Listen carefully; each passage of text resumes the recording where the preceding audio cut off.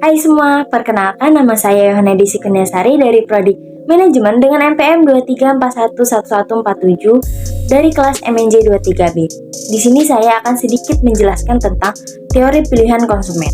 Teori pilihan konsumen adalah suatu konsep dalam ekonomi yang mencoba menjelaskan bagaimana konsumen membuat keputusan pembelian.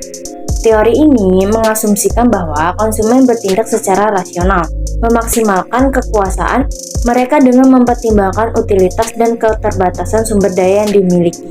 Maksud utama dari teori pilihan konsumen adalah untuk memahami dan menjelaskan bagaimana konsumen membuat keputusan dalam hal pembelian barang dan jasa. Tujuan dari teori ini mencakup dalam menggambarkan perilaku konsumen, memprediksi keputusan, dan memberikan dasar untuk kebijakan ekonomi, mengoptimalkan kesejahteraan konsumen, dan menjelaskan hukum permintaan.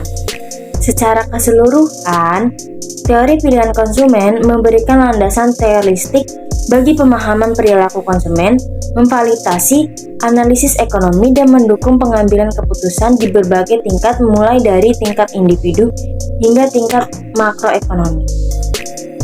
Manfaat dari pilihan konsumen mencakup dalam pengembangan perilaku konsumen, perencanaan strategi pemasaran, pengembangan produk yang lebih baik, analisis dampak kebijakan ekonomi, penyelidikan pasar, optimasi rencana bisnis, kesejahteraan ekonomi.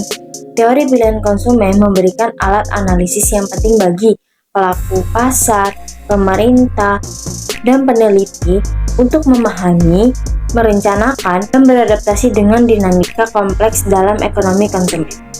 Beberapa faktor kunci dalam teori pilihan konsumen melibatkan preferensi konsumen, pendapatan konsumen, harga barang substitusi dan komplementer, preferensi waktu, inovasi, faktor psikologi, dan harga ekspektasi.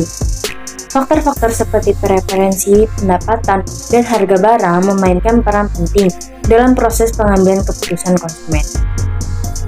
Integrasi faktor-faktor ini membantu menjelaskan perilaku konsumen dalam memilih dan membeli barang dan jasa. Contoh penerapan teori pilihan konsumen dapat dilihat dalam keputusan sehari-hari, seperti pembelian kendaraan. Seorang individu mungkin lebih memilih SUV karena ukurannya dan kenyamanannya, atau mobil sedan karena efisiensi bahan bakarnya. Seseorang dengan pendapatan yang tidak mungkin lebih cenderung memiliki mobil mewah, sedangkan yang dengan pendapatan lebih rendah mungkin fokus pada mobil dengan harga yang lebih terjangkau. Harga kendaraan menjadi faktor kunci dalam keputusan pembelian. Konsumen dapat memilih mobil dengan harga yang sesuai dengan anggaran mereka. Harga asuransi suku cadang dan bahan bakar dapat mempengaruhi keputusan pembelian karena konsumen mempertimbangkan total biaya kepemilikan.